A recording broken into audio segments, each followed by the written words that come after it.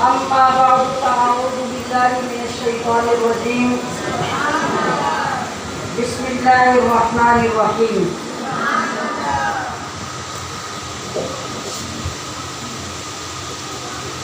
ما أفاء الله على رسوله من أهل القرى فلله وللرسول ولذي القربى واليتامى والمساكين وابن السبيل صدق الله مولانا العظيم وبلغنا رسوله النبي الكريم الأمين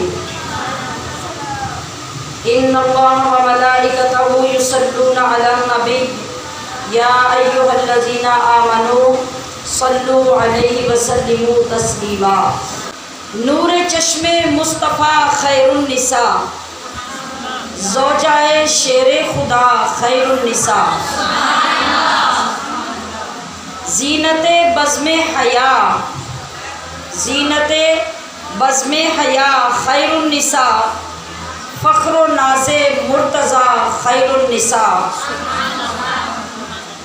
مادر حسنین وہ عظمت مآب مادر حسنین وہ عظمت مآب یعنی بی بی فاطمہ خیر النساء یعنی بی بی فاطمہ خیر النساء اور بیبیان خلد کی سردار ہیں بیبیان خلد کی سردار ہیں سیدہ زیب النساء خیر النساء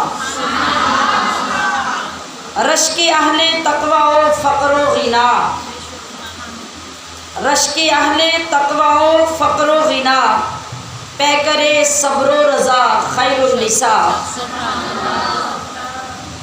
مادر حسنین وہ عظمت مآب یعنی بی بی فاطمہ خیر النساء وہ خدا کے لاڈلے کی لاڈلی وہ خدا کے لاڈلے کی لاڈلی بے نقائص با وفا خیر النساء اور میرے سب امراض کا کامل علاج میرے سب امراض کا یعنی میری ساری بیماریوں کا دائمی مستقل اور مکمل علاج جو چیز ہے وہ کیا ہے کہ میرے سب امراض کا کامل علاج آپ کی بس ایک دعا خیر النساء آپ کی بس ایک دعا خیر النساء نور چشم مصطفیٰ خیر النساء زوجائے شیر خدا خیر النساء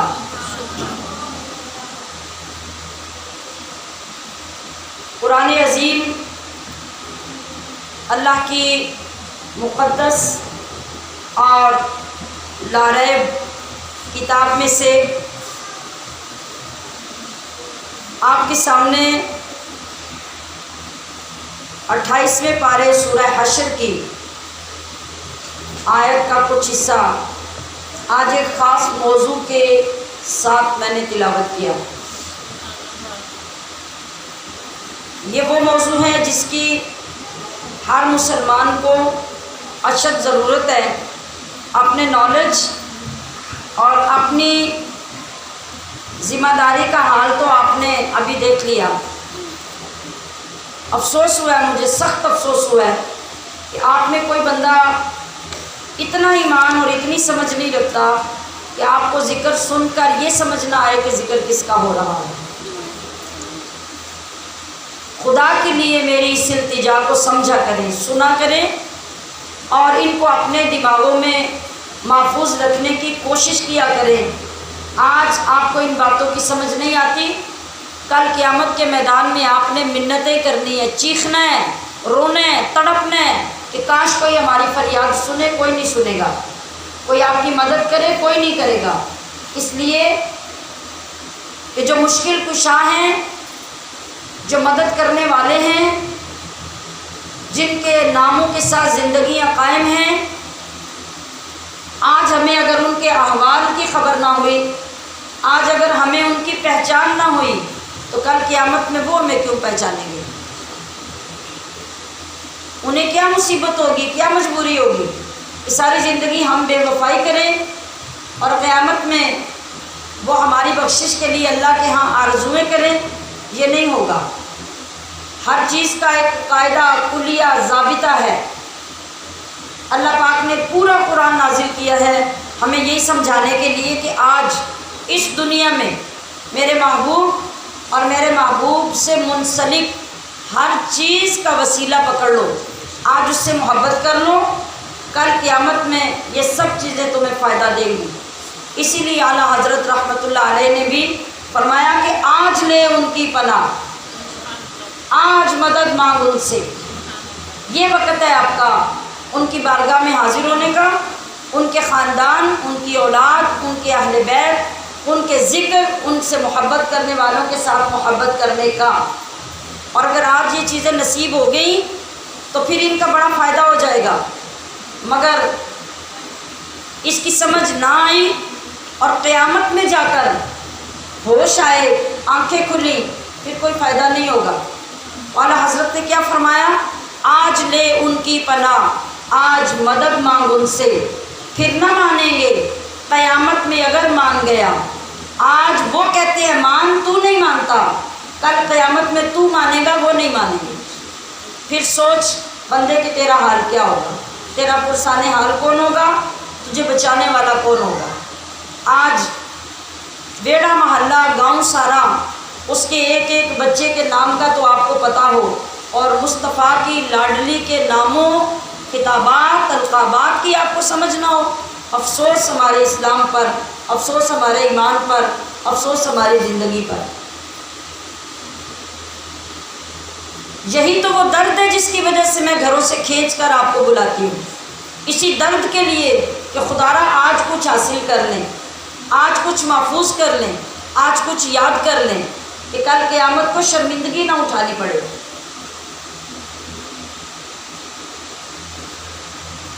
ہمارے ہاں بہت سے حلقوں میں حضرت سیدہ فاطمہ الزہرا سلام اللہ تعالی علیہا کی ذات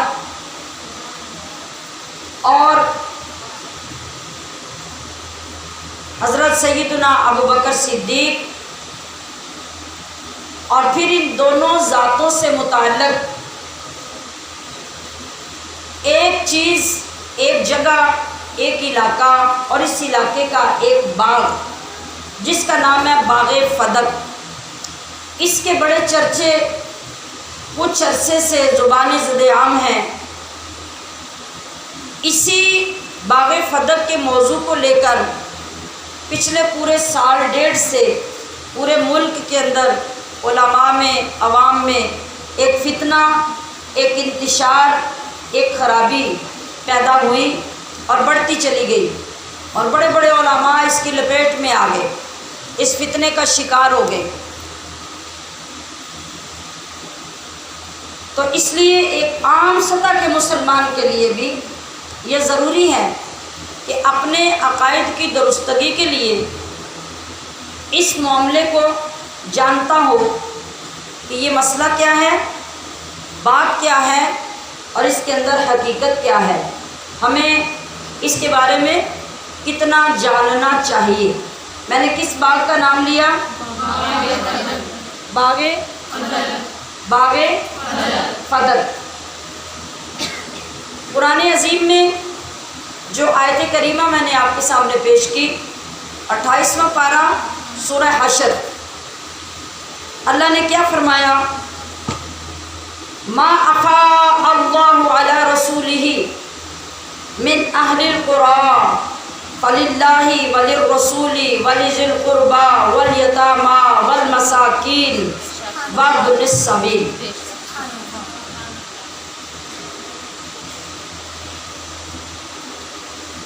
اس حکم خداوندی کے مطابق جو اس آیت کریمہ میں بیان کیا گیا،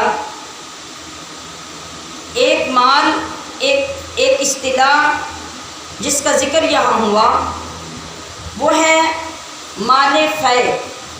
کیا بولا میں نے؟ اللہ پاک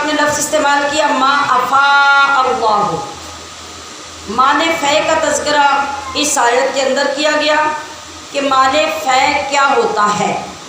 سب سے پہلے ہمیں یہ سمجھنا ضروری ہے، پھر باغ فدق کی سمجھ آئے گی۔ اس سے پہلے باغ فدق کا نام کس کس نے سن رکھا ہے؟ ذرا ہاتھ کھڑے کر کے مجھے بتائیں، جس نے سنا ہوا ہے۔ آپ دیکھیے، آپ کے پورے مجمع میں سے 5-6 ہاتھ کھڑے ہوئے ہیں جن کو باغ فدق کا پتہ ہے۔ آپ بڑی توجہ سے سنیے کہ یہ معاملہ کیا ہے اور اس کے پیچھے تنازع کیا ہے۔ باغ فدق مال فے میں سے تھا۔ میں نے ابھی آپ کو سمجھانا ہے کہ مال فے کیا ہوتا ہے۔ ایک ہوتا ہے مال غنیمت، ایک ہوتا ہے مال فے۔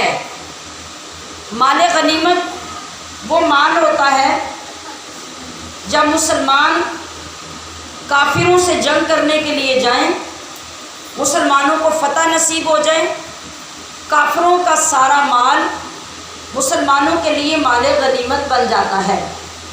ان کی عورتیں، ان کے مرد، ان کا سامان، ان کا پیسہ، ان کے جانور، ہر چیز مسلمانوں کے قبضے میں آ جاتی ہے، اس لیے کہ مسلمان وہ علاقہ فتح کر کے آتے ہیں، تو وہ سب چیزیں مسلمانوں کے لیے مال غنیمت ہوتی ہیں، اور وہ مجاہدین میں جو طریقہ اللہ اور اس کے رسول کے حکم کے مطابق ہو وہ سب چیزیں تقسیم کر دی جاتی ہیں۔ یہ ہوتا ہے مال غنیمت۔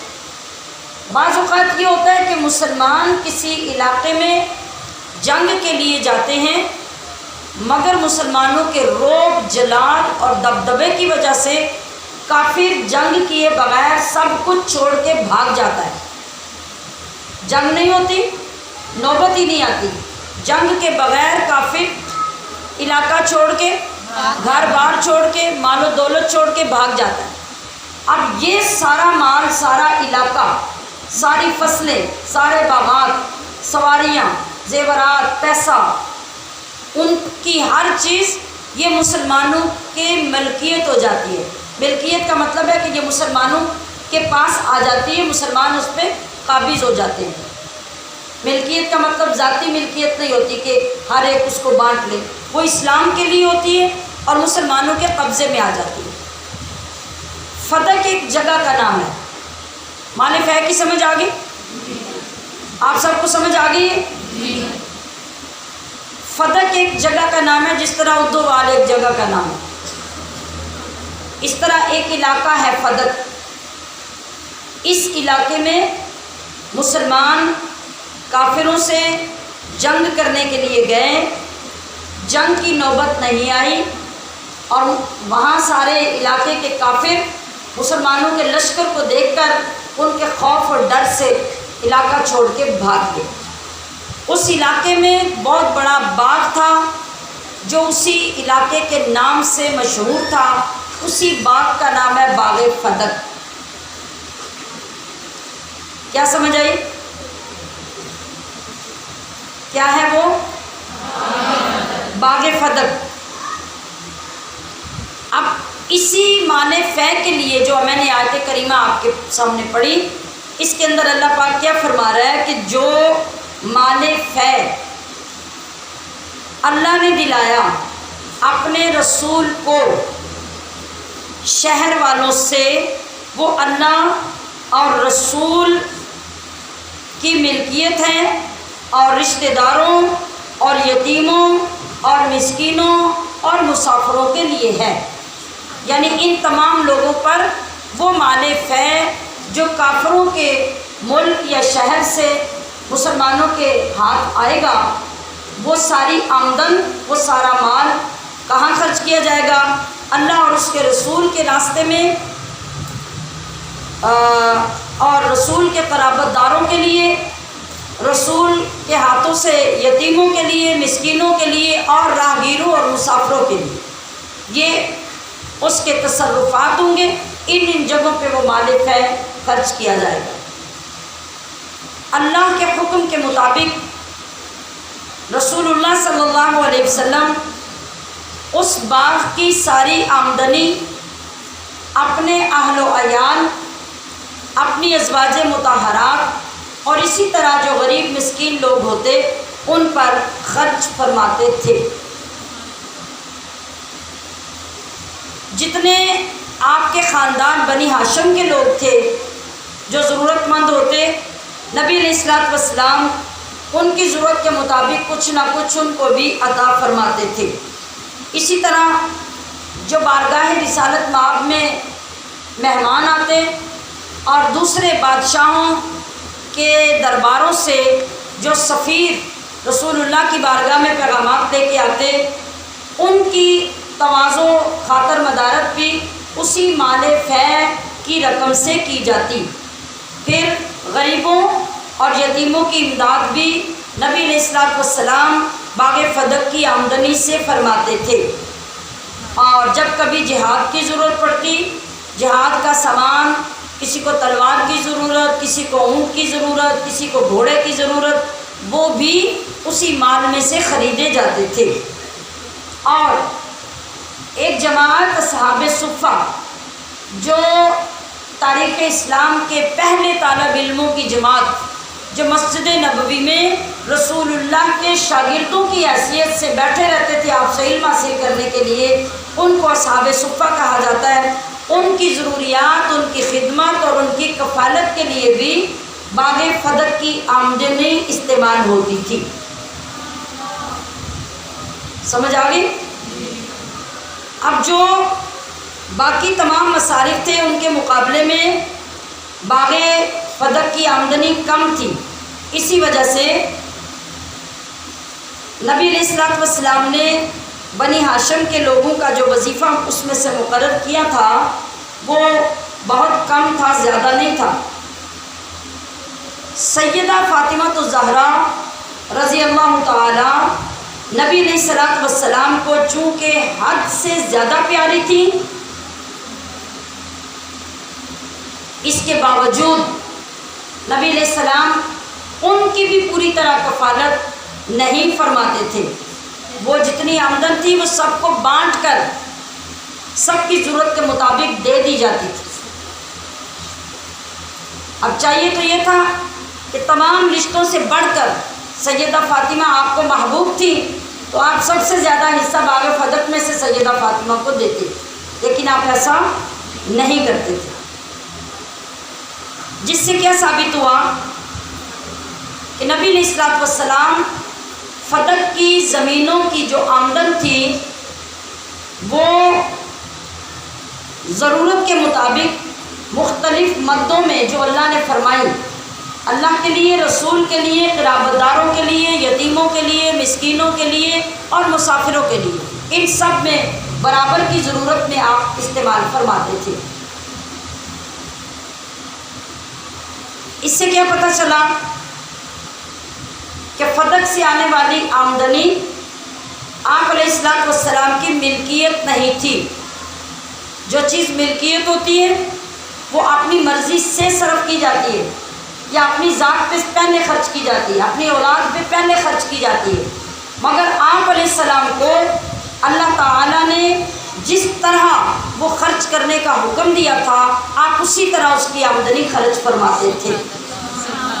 یہاں تک کہ جب رسول اللہ صلی اللہ علیہ وسلم کا وصال ہو گیا تو جس طرح حضور فدق کی زمینوں کی آمدنی استعمال کرتے تھے، حضرت ابوبکر صدیق جب خلیفہ اول مقرر ہوئے تو وہ بھی رسول اللہ کے طریقے کے مطابق فدق کی زمینوں سے جو آمدنی آتی تھی وہ ویسے ہی خرچ کرتے تھے، جس پر رسول اللہ خرچ کرتے اسی پر حضرت ابوبکر صدیق بھی خرچ کرتے تھے۔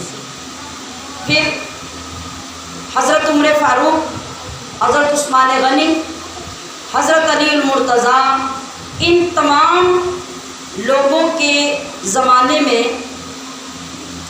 باغ فدق کی آمدنی اسی طرح خرچ ہوتی رہی، یہاں تک کہ پھر حضرت امام حسن کا دور آیا، حضرت امام حسن بھی اسے ویسے ہی خرچ کرتے رہے۔ حضرت امام حسین کے پاس جب یہ زمینیں آئیں تو حضرت امام حسین بھی رسول اللہ صلی اللہ علیہ وسلم کے طریقے کے مطابق باغ فدق اور فدق کی زمینوں کی آمدن کو خرچ کرتے رہے۔ پھر حضرت امام حسن اور حضرت امام حسین کے بعد حضرت علی بن حسین اور حضرت حسن بن حسن یعنی حضرت حسین کے بیٹے، حضرت امام حسن کے بیٹے، ان کے پاس جب یہ زمینیں آئیں تو وہ بھی نبی علیہ الصلوۃ والسلام کے طریقے کے مطابق ان زمینوں کی آمدنی خرچ کرتے رہے۔ بات سمجھ آ رہی ہے آپ کو؟ جی۔ اس کے بعد جب پھر مروان گورنر بنا اور مروان جب حکمران بنا تو اس نے یہ فدق کی زمینوں کو بجائے رسول اللہ کے طریقے کے استعمال کرنے کے ان زمینوں کو اپنی جاگیر بنا لیا، اپنی ملکیت میں لے لیا، اور جب تک ان کی حکومت رہی وہ اس کو اپنی جاگیر کے طور پر اپنی ذات پہ استعمال کرتے رہے۔ آگے چل کر جب حضرت عمر بن عبدالعزیز دوبارہ جب ان کا دور جب آتا ہے تو دوبارہ وہ زمین آپ اسی طریقے سے استعمال کرنا شروع کر دیتے ہیں جس طرح رسول اللہ صلی اللہ علیہ وسلم نے، حضرت ابو بکر و عمر نے، عثمان و علی نے، حسن و حسین نے اور ان کے بیٹوں نے جس طریقے سے استعمال کی تھی، دوبارہ انہوں نے بھی ویسے استعمال کرنا شروع کر دیا۔ یہ مختصر میں نے آپ کو اس کی تاریخ بتائی ہے اور اس کے استعمال کا طریقہ اور اس کے مقامات عرض کیے ہیں۔ اب جو یہاں جھگڑے والی بات ہے، حضرت ابو بکر صدیق رضی اللہ تعالی عنہ نے چونکہ رسول اللہ کے طریقے پر فدق کی زمینوں کو استعمال کیا، اس میں حضرت فاطمہ الزہرا رضی اللہ تعالی عنہا حضرت ابو بکر صدیق کے زمانہ خلافت میں آپ کے پاس تشریف لے گئیں اور انہوں نے یہ سوال کیا حضرت ابو بکر صدیق سے کہ جو فدق کی زمین یا فدق کا باغ ہے وہ میرے حصے میں آتا ہے، لہٰذا وہ مجھے حصہ دے دیا جائے۔ حضرت ابو بکر صدیق نے عرض کیا کہ اے سیدہ پاک، آپ امت میں سب سے بڑی امینہ اور سب سے بڑی صادقہ طیبہ طاہرہ ہیں۔ ابو بکر کی جان، مال اور تمام طرح کی جائیدادیں آپ کے قدموں میں ڈھیر ہیں۔ ابو بکر سب آپ کے قدموں میں پیش کرنے کے لیے تیار ہے، مگر آپ کے ابا جان نے سید المرسلین رحمت للعالمین نے اپنی زندگی مبارکہ میں فدق کی کوئی چیز آپ کو ہبہ نہیں کی۔ اگر آپ کو ہبہ کی ہوتی تو آپ کا اس پہ قبضہ ہوتا۔ آپ نے ایسی کوئی بات اپنی حیات مبارکہ میں نہیں کی اور فدق کی زمینوں کو آپ اسی طریقے سے استعمال فرماتے رہے جیسے اللہ پاک نے حکم دیا تھا۔ جب آپ نے یہ چیزیں حضرت سیدہ فاطمہ الزہرا کے سامنے رکھی تو میں بہت دلائل اور بہت روایات کے ریفرنسز کے ساتھ آپ کے سامنے اس لیے نہیں پیش کروں گی کہ ایک سادہ سی بات آپ کے لیے یاد رکھنا بڑا مشکل ہو جاتا ہے، تو میں دلائل اور ریفرنسز جب پیش کروں گی تو ان میں سے کوئی چیز آپ کے کام نہیں آئے گی۔ آپ اس واقعے کو صرف سمجھیں گے اور اس کی حقیقت کو جان لیں گے، آپ کے لیے اتنا ہی کافی ہوگا۔ جب کسی بڑے پڑھے لکھے بندے کو دلائل کی ضرورت ہوگی تو پھر ہم اس کو دلائل بھی پیش کر دیں گے۔ یہ جو واقعہ ہوا جو میں نے ابھی آپ کے سامنے عرض کیا، آگے چل کر چونکہ اہل شیعہ حضرات کو حضرت عائشہ صدیقہ سے خار ہے، حضرت ابو بکر صدیق سے خار ہے، اور اس دشمنی کی بنا پر آگے چل کے ان لوگوں نے ایک کہانی گھڑی اور کہانی گھڑ کر حضرت ابو بکر صدیق پر یہ الزام لگایا کہ کائنات کے والی کی بیٹی چل کر ابو بکر کے پاس گئیں، لیکن ابو بکر نے فدق کا باغ سیدہ فاطمہ کو دینے سے انکار کر دیا، جبکہ وہ ان کی وراثت بنتی تھی مگر ابو بکر نے نہیں دی۔ لہٰذا انہوں نے بہت بڑا ظلم کیا اور سیدہ فاطمہ کو ناراض کیا، اور نبی علیہ السلام کا فرمان ہے کہ جس نے سیدہ فاطمہ کو ناراض کیا اس نے رسول کو ناراض کیا، جس نے رسول کو ناراض کیا اس نے اللہ کو ناراض کیا، اور جس نے اللہ کو ناراض کیا وہ دوزخ کا حقدار ہے۔ یہ ساری کہانی یہ حضرت ابو بکر صدیق اور حضرت عائشہ صدیقہ کے خلاف گھڑی گئی، اور یہ گھڑ کر اس کا الزام حضرت ابو بکر صدیق پہ لگایا گیا تاکہ پوری امت میں یہ تنازع آگے تک چلتا رہے اور لوگ متنفر ہوتے رہیں اور یہ سمجھتے رہیں کہ صحابہ معاذ اللہ اور خلفائے راشدین بڑے ظالم تھے، اور سب سے بڑا ظلم ابو بکر نے کیا کہ رسول کی بیٹی کو دروازے سے واپس بھیج دیا۔ آپ کی سمجھ میں بات آ رہی ہے؟ معاملے اور مسئلے کی سمجھ آ رہی ہے؟ جی۔ اب یہاں پر دو تین جو سوال پیدا ہوتے ہیں، جو زمیندار لوگ ہیں نا وہ میری بات کو سمجھ جائیں گے۔ سب سے پہلی بات یہ ہے کہ کیا نبی علیہ السلام نے زندگی میں باغ فدق حضرت فاطمہ کو ہبہ کیا تھا؟ ہبہ کیا ہوتا ہے؟ زمین ہبہ کرنا کیا ہوتی ہے؟ کسی کو تحفے میں دے دینا، بغیر قیمت کے زمین کسی کو تحفے میں دینا، اسے کہتے ہیں زمین ہبہ کرنا۔ تو کیا رسول اللہ نے وہ باغ حضرت فاطمہ کو ہبہ کیا تھا؟ اگر کیا تھا تو حضرت علی کو پتہ نہیں تھا؟ آپ کی باقی ازواج پاک کو پتہ نہیں تھا؟ حضور کے صحابہ جو 24 گھنٹے آپ کے ساتھ رہتے تھے ان کو یہ پتہ نہ چلتا کہ یہ فلاں چیز حضور نے حضرت فاطمہ کو دے دی؟ اور اگر دوسری بات یہ کہ ہبہ کر دیا تھا تو پھر رسول اللہ کی زندگی میں اس باغ فدق کی کمائی جو آتی وہ ساری کمائی اٹھا کے حضور سیدہ فاطمہ کو دیتے نا، کہ زمین جو ہبہ کر دی تھی، نہ آپ نے زندگی میں کمائی دی، نہ اعلان کیا، نہ کسی کو اس بات کا پتہ ہے۔ چلے کسی کو بھی پتہ نہ ہوتا تو حضرت علی جن کو ساری دنیا شیر خدا کہتی ہے،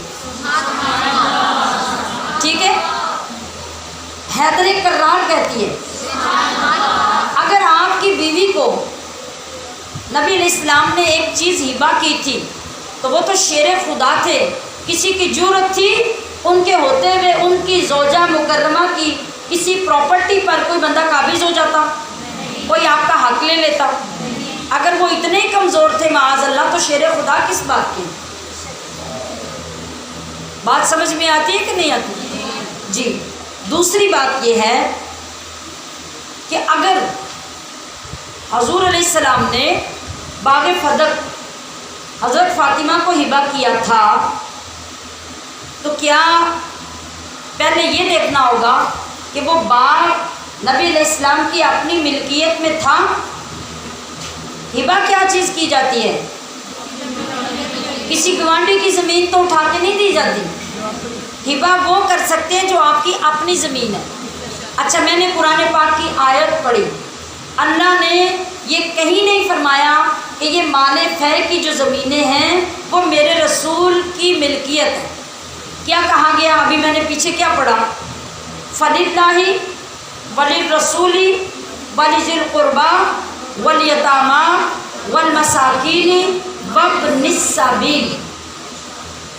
اتنے لوگوں، اللہ کے کاموں میں، رسول کے کاموں میں، رشتہ دار جو رسول کے رشتہ دار بنی ہاشم ہیں، اور اس کے بعد یتیموں، مسکینوں، غریبوں اور راہگیروں کی ضروریات کے لیے وہاں کی آمدنی خرچ ہوگی، یہ قرآن کہہ رہا ہے۔ تو کیا پتہ چلا کہ یہ زمین تو رسول اللہ کی اپنی ملکیت میں ہے ہی نہیں، ہبہ کیسے ہو سکتی ہے؟ یہ دو باتیں سمجھ میں آ گئی۔ تیسری بات یہ کہ حضور صلی اللہ علیہ وسلم کا فرمان ہے کہ فاطمہ میرے جگر کا ٹکڑا ہے، جس نے اس کو غضبناک کیا اس نے مجھے غضبناک کیا۔ آپ یہ بتائیے کہ اگر حضرت ابو بکر صدیق نے شیعہ حضرات کے عقیدے کے مطابق حضرت فاطمہ کو ناراض کیا تو آٹومیٹیکلی رسول اللہ تو غضبناک ہو گئے۔ اب رسول اللہ کے ساتھ حضرت ابو بکر کا کیا تعلق رہا؟ اگر تعلق ہی کوئی نہیں رہا تو وہ گنبد خضرا میں کیا کر رہے ہیں؟ وہاں وہ کیا کر رہے ہیں؟ قیامت تک جن کو مصطفیٰ نے اپنے ساتھ اپنے پہلو میں جگہ عطا فرمائی اور پوری زندگی جو محبتیں، جو عقیدتیں، جو قربانیاں سیدنا ابو بکر صدیق مصطفیٰ کریم کے لیے پیش کرتے رہے، کائنات میں نہ کبھی مثال تھی، نہ ہے اور نہ قیامت تک ہوگی۔ تو کیا وہ ابو بکر ایک ٹکڑا زمین کے لیے اپنے محبوب کو ناراض کر لیں گے، غضبناک کر لیں گے؟ وہ ابو بکر جو گھر سے کپڑے سینے والی سوئی بھی اٹھا کے رسول اللہ کے گھر لے آئیں، اپنے جسم سے کپڑے اتار کے بھی رسول اللہ کے پاس لا کے قدموں میں رکھ دیں اور بوریاں پہن کے رسول کے قدموں میں آ کے بیٹھ جائیں، کیا وہ رسول آج، کیا وہ صحابی آج رسول اللہ کی لخت جگر اور جگر کے ٹکڑے کے لیے، اتنی سی ٹکڑا زمین کے لیے اتنا بڑا کام کریں گے؟ یہ بات کسی ایمان والے کی سمجھ میں آنے والی نہیں۔ اور اس کے بعد یہ بھی ایک اعتراض کہ حضرت فاطمہ تو زہرا ناراض ہو کے آ گئی، خاموش ہو گئی اور ناراض ہو کے آ گئی، تو پھر انہوں نے وصیت کر دی کہ ابو بکر میرا جنازہ بھی نہ پڑھیں۔ یہ باتیں مشہور ہیں، یہ ہمارے لوگوں کو سنائی جاتی ہیں۔ ہمارے لوگ ہر بات کو سن کر آمنا و صدقنا کہہ کے آ جاتے ہیں اور اپنے ایمان برباد کر لیتے ہیں۔ نہ زندگی بھر یہ یقین ہوتا ہے کہ ہمارا ایمان بچا ہوا بھی ہے کہ نہیں، اور نہ یہ یقین ہوتا ہے اپنے اوپر کہ آخر ہمارا راستہ کون سا ہے، ہم چل کس کے پیچھے رہے ہیں۔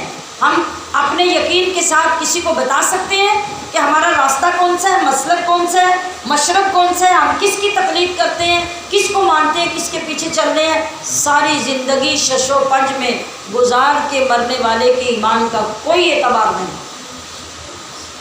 آج خوف کیجئے، اللہ سے ڈریے اور ہوش کے ناخن لیجئے، اپنی آخرت کی فکر کیجئے۔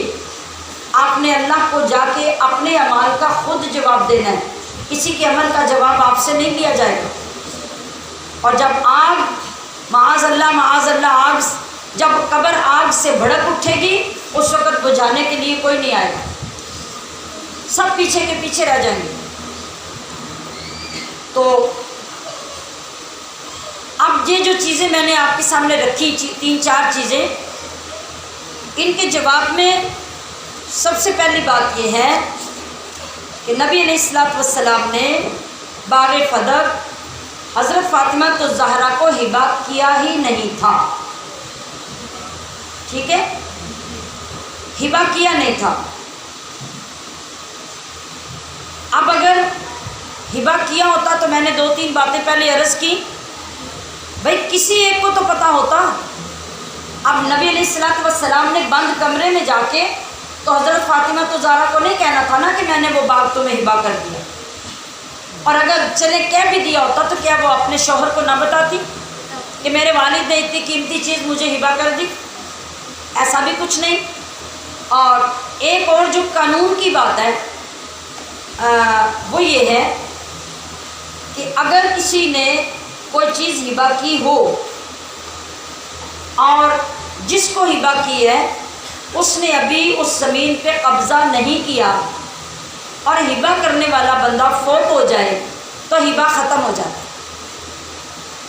یہ قانون ہے، ہبہ ختم ہو جاتا ہے۔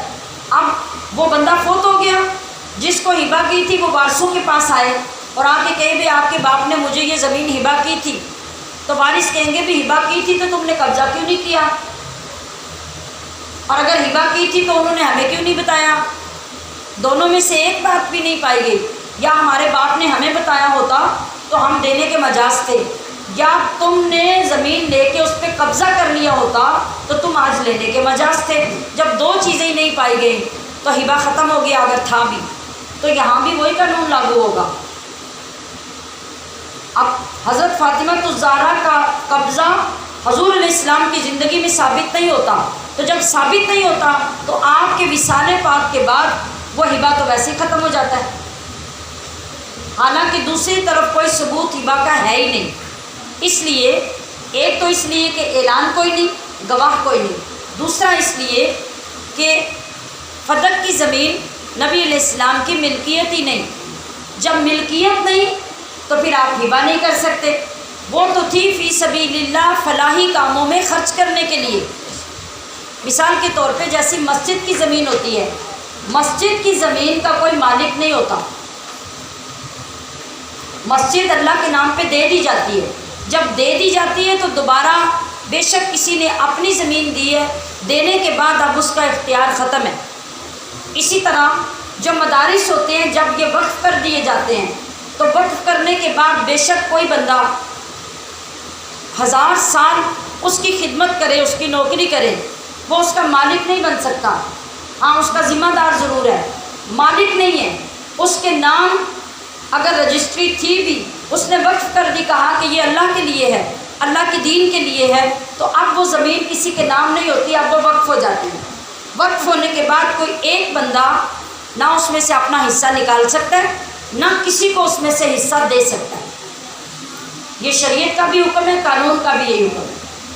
تو یہ دونوں تینوں چیزیں وہاں پائی نہیں جاتی، تو پھر پتہ چلا کہ فدق کا باغ نبی علیہ السلام نے حضرت فاطمہ الزہرا کو نہیں دیا۔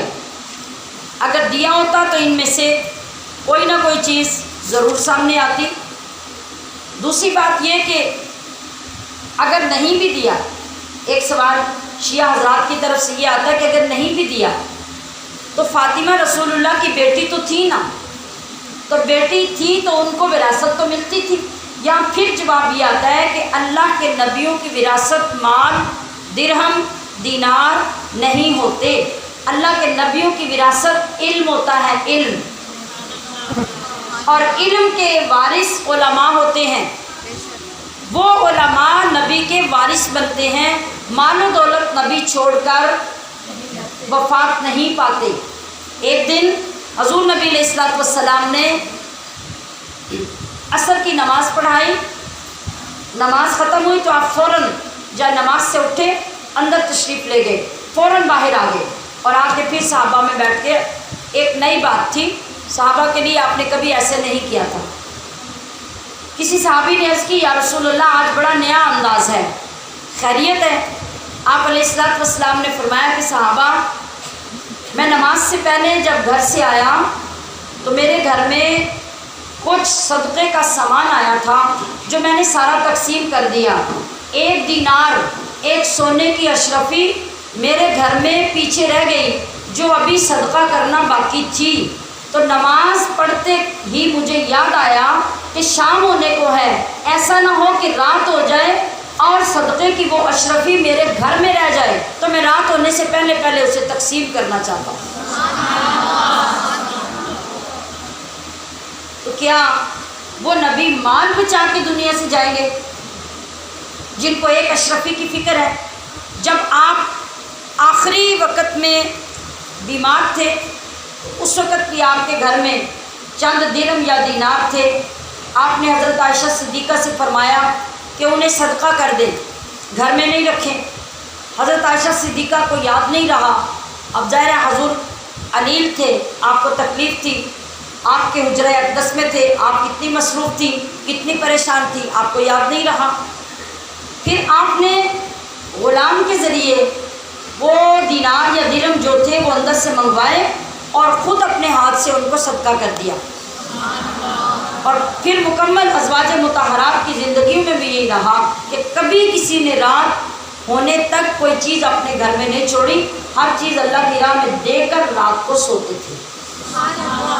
تو اللہ کے نبی اپنی اتنی پراپرٹی چھوڑ کے دنیا سے کیسے جا رہے ہیں؟ یہ کیسے ممکن تھا؟ یہ ممکن نہیں تھا۔ اب اگر بات پراپرٹی کی جائے، وراثت کی، تو کیا وراثت صرف بیٹی کو ملتی ہے؟ آپ کی بیویاں کدھر تھیں؟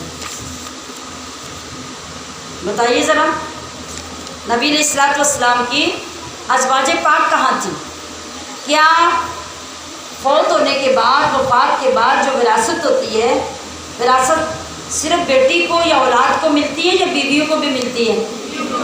تو اگر وراثت تھی تو پھر حضرت سیدہ فاطمہ کے ساتھ بیویوں کو بھی تو ملنی چاہیے تھی۔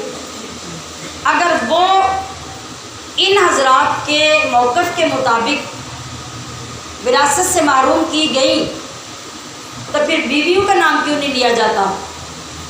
اور سوچنے کی بات یہ ہے کہ اگر حضرت ابو بکر صدیق وراثت کو روکتے ہیں اور معاذ اللہ ظلم کر رہے ہیں تو پھر وہ اپنی بیٹی پہ بھی تو ظلم کر رہے ہیں۔ آپ کی بیٹی حضور کی زوجہ بھی تو ہیں، حضرت عائشہ صدیقہ حضرت ابو بکر کی کیا لگتی ہیں؟ بیٹی، اور حضور کی زوجہ پاک ہیں۔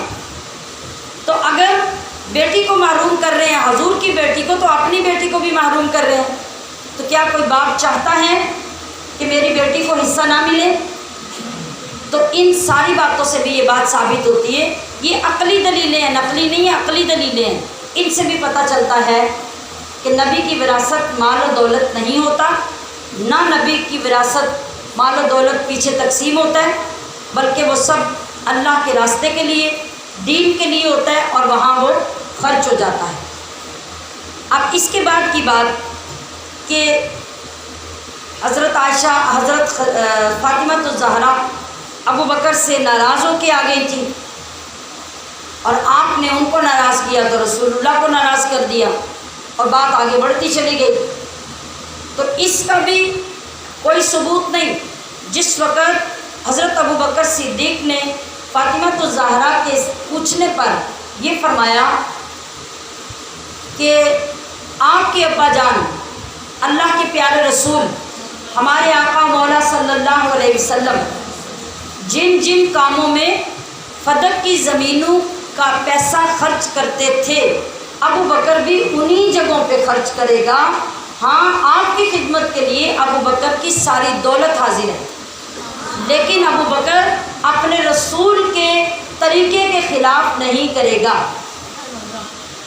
جب وہ حدیث ابو بکر صدیق نے فاطمہ الزہرا کو سنائی، آپ خاموش ہو گئی، خاموش ہو کے آپ واپس آ گئی۔ اب کیا حدیث سن کر جو بندہ خاموش ہو جائے، ہم حتمی طور پہ کہہ سکتے ہیں کہ وہ بندہ ناراض ہو کے واپس آیا؟ جی نہیں، حدیث سن کر خاموشی کا مطلب اس کی تائید بھی تو ہو سکتا ہے۔ اگر آپ اپنا قیافہ لگاتے ہیں، اندازہ کرتے ہیں کہ وہ اس وجہ سے چپ کر کے چلی گئی کہ ناراض ہوگی، حالانکہ وہ ناراض نہیں ہوئی، بلکہ آج میں اور آپ رسول اللہ کی کوئی حدیث سن کر آگے سے پھر سوال جواب کریں تو دنیا سے سب سے بڑے گستاخ ہیں، نافرمان ہیں، کہ حضور کی حدیث آ جانے کے بعد کسی کو بولنے کی کیا جرت۔ اور اگر کوئی حدیث کو پسند نہ کرے تو دونوں جہانوں میں اس کا تو کوئی ٹھکانہ نہیں۔ تو آپ کیا توقع رکھتے ہیں کہ خود نبی کی لاڈلی بیٹی، جنت کی عورتوں کی سردار، دونوں جہانوں کی عورتوں کی سردار ہو کر وہ رسول اللہ کے حدیث کا اختلاف کریں گی اور ناراض ہو کے واپس آ جائیں گی؟ یہ تو کبھی ایک ایمان والا سوچ بھی نہیں سکتا۔ تو پھر قیاس کے قریب ترین کیا بات ہے کہ آپ حدیث سن کر خاموش ہو گئے کہ اب آگے بات کرنے کی گنجائش نہیں تھی۔ اور رہی بات اس اندیشے کی کہ آپ ناراض تھیں، تو اس کے بارے میں بھی روایات میں آتا ہے کہ پھر حضرت ابو بکر صدیق اس کے بعد خود چل کر حضرت فاطمہ الزہرا رضی اللہ تعالی عنہا کے گھر حاضر ہوئے، اور انہوں نے آ کر حضرت فاطمہ الزہرا سے معافی مانگی، معذرت بھی کی کہ میری اگر کسی بات سے آپ کو تکلیف پہنچی ہو تو میں معافی چاہتا ہوں، مگر رسول اللہ کے طریقے سے ہٹ کر میں کوئی کام نہیں کر سکتا۔ اب اگلا اعتراض یہ ہوا کہ پھر حضرت فاطمہ الزہرا اتنی ناراض تھی کہ انہوں نے آپ کے جنازے میں شرکت سے منع کر دیا۔ تو تاریخ اس بات پہ گواہ ہے، یہ جو بات میں پہلے کر رہی ہوں، اگر کوئی تھوڑا بہت ملال آپ کے دل میں تھا بھی تو تاریخ اور روایات گواہ ہیں کہ حضرت ابو بکر صدیق کے حاضر ہونے کے بعد حضرت سیدہ راضی ہو گئی جب آپ نے یہ عرض کی کہ خدا کی قسم میں آپ کے واسطے وہی کام کروں گا۔ حضرت فاطمہ سے کہا کہ میں آپ کے واسطے وہی کام کروں گا جو آپ کے بابا جان حضرت محمد الرسول اللہ کرتے تھے۔ تو حضرت سیدہ فاطمہ نے کہا قسم خدا کی آپ ضرور ایسا ہی کریں گے جیسے میرے بابا جان کرتے تھے۔ پھر حضرت ابو بکر صدیق نے پھر کہا کہ خدا کی قسم میں ویسا ہی کروں گا۔ اب آپ راضی ہو گئی اور حضرت ابو بکر صدیق سے عہد لے لیا کہ وہ فدق کی کمائی اسی طرح خرچ کریں گے جیسے رسول اللہ کرتے تھے۔ اس کے بعد جب آپ کا وصال ہوا، آپ کو رمضان المبارک میں حضرت فاطمہ الزہرا کی وفات کے دن پر کئی مرتبہ بیان کرتے ہوئے میں نے یہ بات سنائی کہ آپ کو اپنے پردے کی اتنی فکر ہوتی تھی کہ آپ چاہتی تھی کہ جب میرا وصال ہو تو میرے جنازے کو بھی کوئی بندہ نہ دیکھے۔ آپ نے سنا ہوا کہ نہیں؟ اور اس کے لیے فکر مند ہوتی تھی کہ چارپائی پہ ڈال کے جب جنازہ لے جایا جائے گا تو لوگوں کو میرے جسم کا، میری قد و قامت کا، سب کا پتہ چلے گا، تو مجھے یہ بات بالکل پسند نہیں۔ تو حضرت ابو بکر صدیق کی زوجہ حضرت اسماء بنت امیس، انہوں نے حبشہ میں یہ ڈولی والا طریقہ دیکھا تھا اور انہوں نے شاخیں منگوا کے ویسے چارپائی کے اوپر شاخیں لگا کے وہ سارا بنا کے حضرت فاطمہ الزہرا کو دکھایا تو حضرت فاطمہ الزہرا خوشی سے ہنس پڑی، کہا کہ واہ میں جو چاہتی تھی تم نے وہ مجھے کر کے دکھایا، اب مجھے فکر ختم ہو گئی کہ جب میرا جنازہ اٹھے تو اسی طرح اوپر کپڑا ڈال کر میرا جنازہ اٹھایا جائے اور پھر رات کے وقت میرا جنازہ اٹھایا جائے۔ یہ آپ کی بڑی تاکید کی وصیت تھی۔ اب جب رات میں حضرت علی رضی اللہ تعالی عنہ نے آپ کا جنازہ پڑھ کے آپ کی تدفین کی، یہ بات بھی میں بیان پہلے کئی بار کر چکی ہوں کہ غسل تو آپ نے خود کر لیا تھا۔ حضرت فاطمہ الزہرا کی یہ شان کہ دنیا کی ہر عورت کا غسل موت سے ٹوٹ جاتا ہے، بلکہ ہر مرد کا غسل بھی ٹوٹ جاتا ہے، مگر فاطمہ الزہرا کی حیا، پاک دامنی اور پردے کی پابندی کی اس اعلیٰ شان کی وجہ سے اللہ نے وہ مرتبہ عطا کیا کہ اپنی وفات سے پہلے اپنے ہاتھوں سے خود غسل کیا اور حضرت اسماء بنت امیس کی مدد سے وہ کفن والے کپڑے وہ پہنے اور اپنے بستر پر لیٹ گئی اور فرمایا کہ اب دوبارہ مجھے غسل نہ دیا جائے۔ اسی غسل میں آپ کی تدفین کی اور جو آپ کی شدت کی وصیت تھی اس کے مطابق حضرت علی نے رات وفات کے بعد آپ کا جنازہ اٹھایا اور رات ہی میں آپ کو دفن کر دیا۔ اچھا، اب جب تدفین ہوتی ہے تو ذرا سنیے، آپ یہ بات سن کے حیران ہو جائیں گی کہ اتنی جلدی رات ہی میں وفات ہوئی اور رات ہی میں آپ کا جنازہ ہو گیا اور بہت سے لوگوں کو اس بات کا علم بھی نہیں۔ آپ کے جنازے میں رات کے وقت صرف 7 بندے تھے، 7 بندے جو بندے وہاں موجود تھے۔ حضرت فاطمہ الزہرا کا جنازہ صرف 7 بندوں نے پڑھا اور بڑی بڑی ہستیوں میں جو لوگ آپ کے جنازے میں نہیں تھے، ذرا ان کے نام سنیں تو آپ کی آنکھیں کھلی کی کھلی رہ جائیں، پھر آپ فیصلہ کریں کیا ابو بکر جنازے میں اس لیے نہیں تھے کہ آپ نے منع کیا تھا، تو یہ سارے جو جنازے میں نہیں تھے یہ کیوں نہیں تھے؟ سوال بنتا ہے کہ نہیں بنتا؟ آپ سنیے ذرا۔ حضرت فاطمہ الزہرا کے جنازے میں حضرت امام حسن بھی نہیں تھے۔ کون ہے یہ؟ آپ کے بڑے صاحبزادے، ان کا بھی انتظار نہیں کیا گیا۔ حضرت امام حسین بھی نہیں تھے اور حضرت عبداللہ بن عباس بھی نہیں تھے، حضور کے چچا کے بیٹے، کیا لگتے تھے حضرت فاطمہ الزہرا کے چچا، وہ بھی نہیں تھے۔ کیا ان کو بھی منع کیا تھا؟ بیٹوں کو بھی منع کیا تھا۔